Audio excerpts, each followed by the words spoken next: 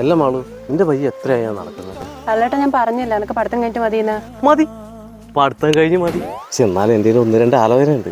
ഇത് നോക്ക്, ഇത് ഗവൺമെൻറ് ജോലിക്കാരൻ, ഇത് കോൺട്രാക്ടർ, ഇതൊരു കർഷകൻ. അല്ല, അന്നെ കെട്ടിക്കയറ്റി ഏട്ടനെന്ന് ഇത്ര തിരക്ക്? എന്ത് തിരക്കുന്നാ? ഇതുകൊണ്ടല്ലേ ഞാൻ ജീവിക്കുന്നത്. ഈ ഗവൺമെൻറ് ജോലിക്കാരനെ കെട്ടിച്ചാണ്ടല്ല, നിന്റെ വീട്ടിൽ നിനക്ക് എന്തെങ്കിലും ഒന്ന് കിട്ടിയാലായി. പക്ഷെ അങ്ങനെയല്ല കോൺട്രാക്ടർ, ഓനെ കിട്ടിയാൽ ഒരു 50,000 രൂപ കിട്ടും. പക്ഷെ കർഷകനുണ്ടല്ല, ഓനെ നിന്നെ കെട്ടിച്ചു കൊടുക്കുകയാണെങ്കിൽ എനിക്ക് 1.5 ലക്ഷം രൂപ കമ്മീഷൻ കിട്ടും. അല്ല ഏട്ടാ, അപ്പോൾ ഒരു മാസം ഏട്ടൻ എത്ര കല്യാണം നടത്തും? ഞാനൊരു 8-10 8-10? എന്നാ എനിക്കിനി നോക്കണ്ട. അതെ, എന്നാലുണ്ടല്ലോ എനിക്കിനി ഏട്ടനെ മതി.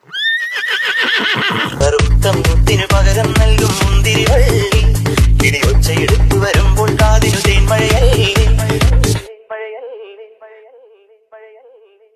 അലകടലും കാറ്റും കാമിക്കേ